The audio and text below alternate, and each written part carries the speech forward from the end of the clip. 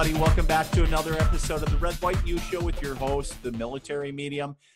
Every once in a while I have somebody on and that is doing great. Well, everybody is on that is doing great things for veterans and the military community. But one of the things is a lot of people say, well, they, Dean, they probably served capacity or something like that. And that's not true. Not everybody served in the military. And my next guest is no exception, but he's doing tremendous things and he's got some big things in the hopper. We want to talk about those and bring in some great awareness about some really important things. But I want to introduce Damian Costello. Damian, welcome to the Red, White, News Show. Hey, it's great to be here. Thank you for having me, Dean.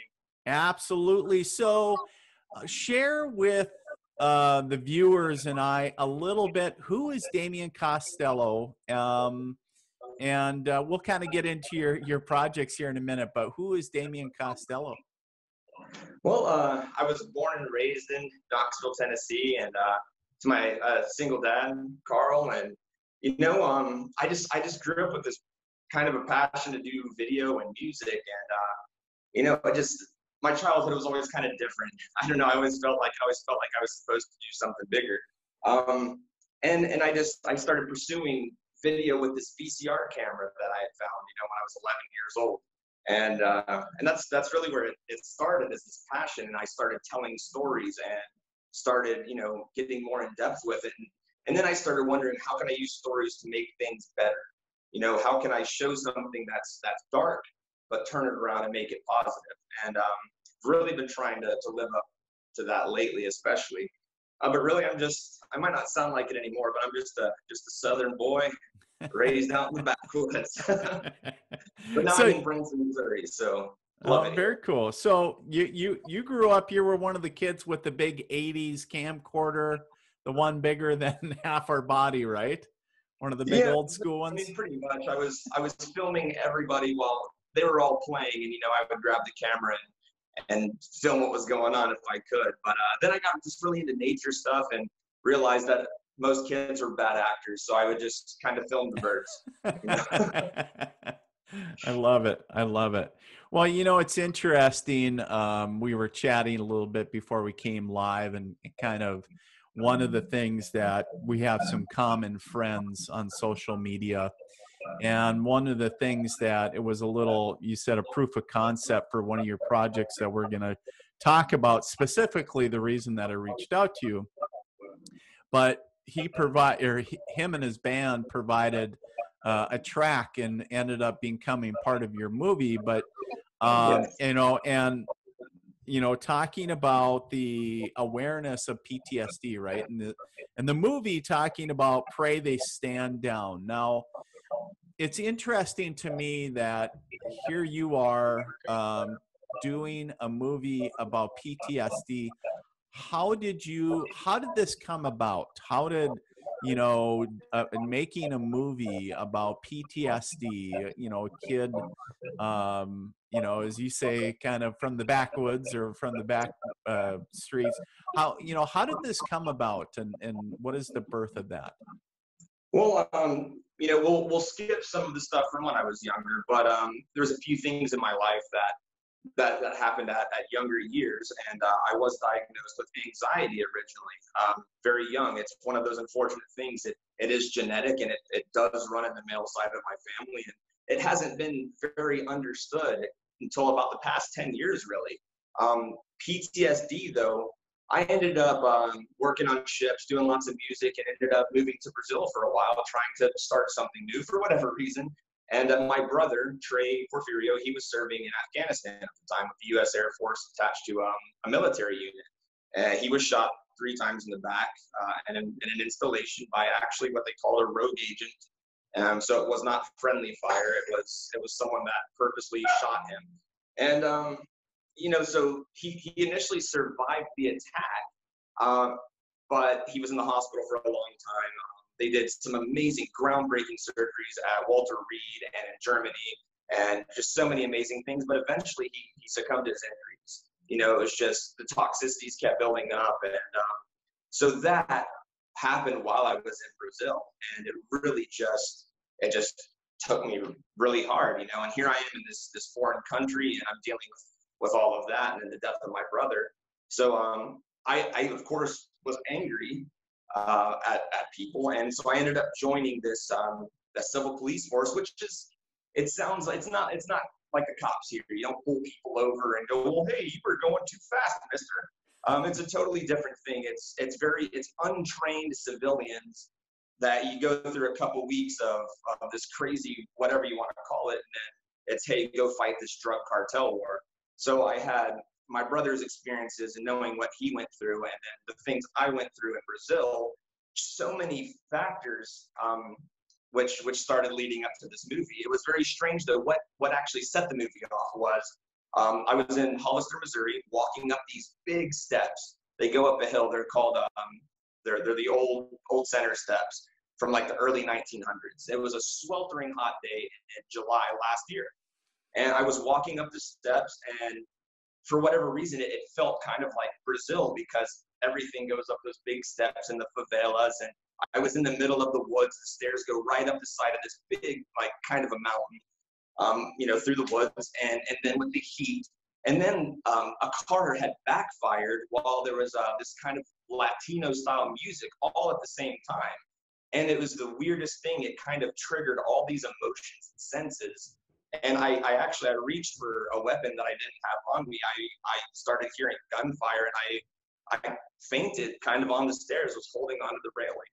And, I had had panic attacks before, but that was actually the first time that I experienced something. I relived 1,000 things in my mind. And even from my brother dying in phone calls, it felt like I was there for years, but realistically, it was about 5 seconds. And I was like, it's time to talk about this kind of stuff, because people need to know it's not just veterans that go through this. It's everyday people. Granted, the movie is based around veterans because we need to give more credit where that credit is due, and we need to stop telling them to get over it.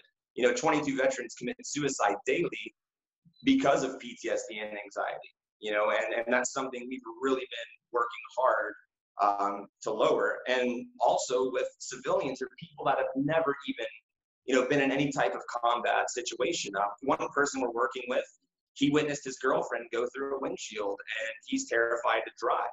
It breaks his entire soul when he gets behind the wheel. So, we need to really start to bring this stuff to light. But that's what set the movie off. I talked to a friend about it. I told him my experience, and then he said, hey, man, I have this really cool idea that takes place on a golf course. And then that's where it started. We started writing it. Wow. So, obviously very powerful, and you are correct. We need to bring more awareness to what PTSD is, and it's not just one thing, right? It's not one size fits all. And I think it's very important that what you said is that PTSD or PTS or whatever label you give it is not just a military thing. It is not. No. Trauma is trauma. It doesn't matter what you experience or how you experience it. But as it's perceived by the individual, then it's taken on, and then a lot of other factors, right? So I think that's really important. A lot of people think, oh, PTSD, that's just, that's military stuff. That's where, it's like, no, everybody of all walks of life. Firefighters, doctors. There's so many people. Doctors see countless deaths, and then one day they wake up and just go, oh my gosh, this is overwhelming.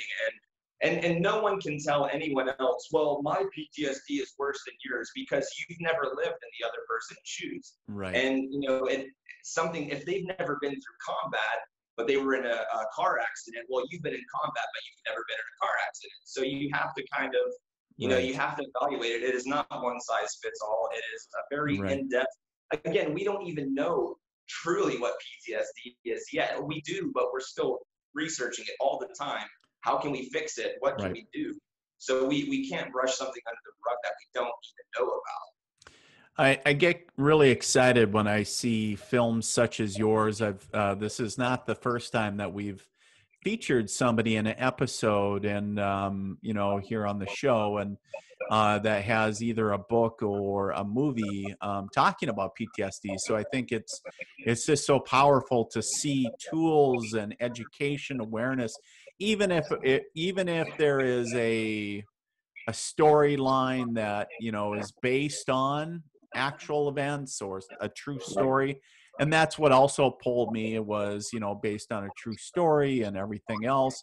So Yes. can you share, I know you're still dealing with the movie, but can I'm not sure how much you can share without giving it all away, but can you give a synopsis or even a concept of Sure. the movie? I can. Well, it follows a veteran, Chad Sykeston. I can't tell you why I gave him that name, but that'll all come to light after the movie for sure. But he comes home after being in Afghanistan. He was injured by gunfire in Afghanistan. He returns home, but he realizes once he gets home, he's dealing with a few issues, but then he deals with something locally that actually truly sets off this PTSD. And what ends up happening is he of course goes through a struggle. We really show people what it feels like, what it sounds like. But we are bringing service dogs into the movie. Thanks to ECAT and Carolyn Sires, because service dogs have been just a huge blessing. I actually just have one German Shepherd that's registered. She'll be in the movie as well. Nice. I'm really excited. Her name's Isabella. So, we're working on that. But it's going to show, it nods to so many things. The movie talks about, some medical cannabis. It talks about prescriptions. It doesn't give thumbs up or thumbs down to anything. It's very open, and it leaves it to be, to be taken as such. Right. How do you want to perceive it? And so we're really excited about that. But the movie, it's definitely going to show a struggle. It's going to take people on a ride, but it is going to end very positively. I am super excited. We talked about this earlier that Brad Thomas from Silence and Light, awesome band, awesome guys. He's a veteran. He was in the real Black Hawk Down, Mogadishu. Right. Battle, and I'm so thankful for his service, and the band is awesome. One of their songs, "Look After Me," is one of the featured songs in the movie. So it's a blessing to have veterans on board like that, and really grateful for that. Well, it's funny you bring that up, and we were talking about this. That's actually how I learned about this movie and about the work that you're doing, because Brad shared the little concept video that you guys shot, and some tracks of the song and in there, and I was like, and then of course obviously I got to follow up on it, and here I see the movie poster and everything else, and I was like, how do I not know about this? And I was like, we need to get this out there. I was like, so we need to reach out. So it's That's awesome. I always say it's serendipitous how it things happen, and all the threads that or the opportunities that present themselves, and the right people to collaborate with will show up when it's needed, right? Oh yeah, and Brad was so easy to talk to, and right. He was just he was like, well, here, I'll send you this song, put something together, and we'll see, because you're not just going to agree to work with somebody. So we went out and we shot kind of a miniature, just a proof of concept with our lead actor, and just did a few things and put his song in there. And he was like, all right, let's roll. Let's do it. And right. So, yeah, it's great. It's great well, to have having a band that is comprised of all veterans, and Yes. almost every one of them was special forces on top of that. I mean, special operations, special forces. I mean, even more icing on the cake, right? And just iconic. So it's just awesome that. So kudos to you guys to. Well, let me tell you, I haven't talked to him about it yet, but he'll see it on here and more. But I do plan on getting them together and shooting a really cool music video with segments from the movie and featuring their whole band. So that is in the works. I've already got it on paper. I've got all the info down. So nice. Yeah, we're nice. looking forward to that. We look forward to it, and when that rolls out, make sure you send that to us. We'll make sure we put it on social media on our page here, and make sure. Now I know you haven't even shot it, but when are you anticipating that this might even come out? I know this was pretty. Well, I'm glad you asked that. It's actually, we were going to start shooting the movie the beginning of April, Okay. and we would be finishing editing about now, and then it would be going to music mastering. So it would have been out maybe July, but COVID-19 happened, so it paused all of our investor money. It paused a lot of things, and we lost a few people, which, money-wise, but it was a very positive thing, like I was talking about earlier. Find the positive and the negative. We actually have been registered with SAG-AFTRA, the Screen Actors Guild, since then. I ended up having all this downtime, so I registered through the union. I got all this extra insurance, purchased some things for the business, and then reworked some of my investor contracts. So hopefully we will shoot probably by June 1st. We'll start shooting. I have a tentative release for the end of the year. I don't want to throw out any release dates because I want to make this perfect. Absolutely. We shoot films all the time, but some of our films, they're just fun on the weekends because we're bored. And then we have our professional stuff that takes us, a couple months. So, but we have 7 shoot days. Wow. That we're going to film it, which is possible. And then we have, 10 pickup days. So it'll be a typical about a month-long shoot off and on. And I think it'll all work itself out the way that it needs to. So let me ask you, Damian, if somebody would like to support this film, if somebody would like to say, oh my God, I love the concept of this, how can I get involved? How can I help these guys? Is there a way that they can do that? There is. We do have a Kickstarter right now, but that was kind of something just since we lost the investors. But I had no investment spots left. But now since COVID-19, I'm reopening just a couple spots. So there is a way. I only do that privately. We won't take donations right now because we can't take donations to the union and everything. We're keeping this very business. But I am offering a return of investment and a percentage in ownership, of the film, and of course producer credits, things like that, for small investments as little as $1,000. So we're actually about we're $26,000 short. And that sounds like a lot, and to me it is a lot, but for a movie it's really not. We have 20,000 of our own finances in there. And we have this other about 25,000 in limbo. So if anyone's interested, they can email me directly at hometownstudios2020@gmail.com or through Facebook, and I'd love to individually speak with people. I'm not a corporation. I'm an LLC. I'm the guy that answers the phone, though. I don't put people through a million secretaries. If they want to talk to me, that's who they talk to. Awesome. Well, we'll make sure that we throw your details up on the screen too, that, that they see that. And if they need to get a hold of you, they certainly can. They're feeling guided. I know there's a lot of people that, may have ways to help. Maybe that isn't money related.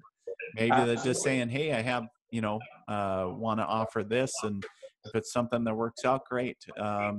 But I want to segue a little bit back into kind of more in your past, and it's interesting. Is you mentioned, and I know it's in your bio here too, but you used to work on cruise ships. I did way back. What take us through that a little bit, because I think that I just feel that it's kind of unique. It's like, how long did you do that? Well, I had my first contract through my mother and her husband, actually, when I was like 10 years old, just for a couple of weeks, playing some percussion. But fast forward a couple of years, I worked with them again when I was 15 years old. I did a 6-month contract for Norwegian Cruise Lines. Oh, wow. And I just graduated high school early. I just wanted to kind of get out into the world. So I started working as a drummer in the entertainment department. But then for the next couple of years, I did several contracts on my own as kind of an independent contractor drummer with the big band, things like that. I got to study so many things. The ships offer free courses and, firefighting and EMT and rescue and all sorts of cool things. So here I am, an 18-year-old kid now, just living the life of a billionaire. I have none of that to show, of course, but I felt like I got to do all these cool things on the ship. So Right. I'm really thankful that I did that. And I did that until I was about 21 years old. I worked for Carnival Cruise Lines and Princess, and that's where I started my trek to Brazil. So when you were working for these cruise lines as an entertainer, do you get the opportunity to go to ports of call and all the other Yes, stops? So I'm sure absolutely. you got to see pretty much around the world and got to, you know, see a lot of great. What's your favorite stop? What is one of your favorites? Well, that's really hard to say. We went to well over 200 ports that I've been to, and about 46 countries. And in those 46 countries, count about 112 cities, I think.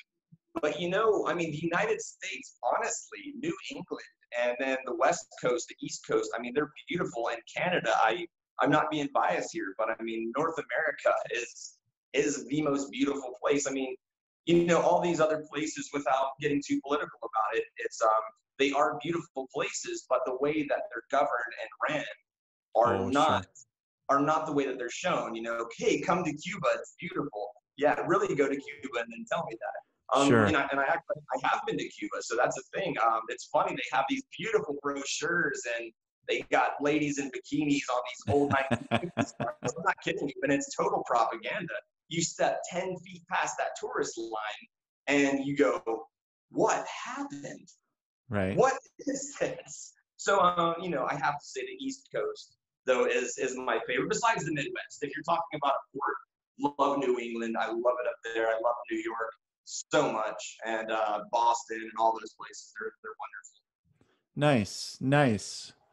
So, as an artist, because you're not only a percussionist, but you also do some jazz as well, right? So I do. Yeah, a little bit of jazz and everything. So not only as an entertainer, but as a director and an actor, who is somebody that has inspired you, not only in the arts, and maybe it's more than one, but in the arts and in life in general? Oh man, that's a tough question. A lot of the inspiration I have, really, it comes from the everyday people, that I see. Really, just that shop worker that has just the small mom and pop businesses. I mean, the people that are at the pharmacy. I know that sounds a little weird, but those people have always been so inspirational to me. Just the guy that's tapping his pen while reading the newspaper, and I'm always going, what is he thinking about? What's good in his life, what's bad, and then also the negative people, the people that have been very negative and mean. Those are truly the most inspirational because, man, they can really cause you to just push through it. They think they're doing harm to you, but little do they know they've helped you accomplish a lot more than you thought you could. Yeah, very cool. But if you're talking, on a celebrity level, gosh, not Quentin Tarantino. Hey, we were born in the same city. I do love his style, and I love his nonlinear writing. So. Okay, very cool. So, it's always interesting, and like I was sharing before, is that everybody serves in a different capacity, and everybody is doing something. And a lot of people, it's interesting to me why people do things that do what they do. And it was really cool to hear about not only the tribute to your brother, but also going on a self-healing journey, like with some of your challenges from, battling the cartel in Brazil and basically doing, a lot of urban combat and a lot of other stuff and in a different capacity, but at the same time, it's still pretty much the same thing. So I would first off say thank you for what you're doing. Thank you for your service. Thank you for the product that you're putting out. I just think it's really important that more people, whatever their niche or their gift area is, that they continue to do things like this, because You know, number one, awareness is huge. And then secondly, the healing aspect, right? All it takes is to help one individual, and Yes. it makes it all worth it, right? Well, and I'm really big on this whole pay it forward thing. And the thing is, if I can help one person and then they can help one person and so on and so on, Right. it is incredible how far it can go. And I want to let anyone listening or watching just to know, you know, if you want to reach out to someone, you can reach out to me. I try to stay very bipartisan, and you know, it's been hard for all of us lately not to go off the deep end because, you know, social media, oh my gosh, it's Right. it can get a little bit crazy. But you know, just before flying off the handle, reach out to me, and I definitely I would talk to you. So anything that anyone needs. Beautiful, beautifully said. So, well, thank you so much, Damian, for being a guest on today's show, and we look forward to keeping tabs on the progress of the movie, and Thank you. you know, and as things come and come to premiere dates and everything, we'll kick all those out on our pages and just keep in touch. But just once again, thank you so much for what you do, and thanks for being on the Red White News Show. Hey, thank you so much. It was a pleasure. You bet. All right.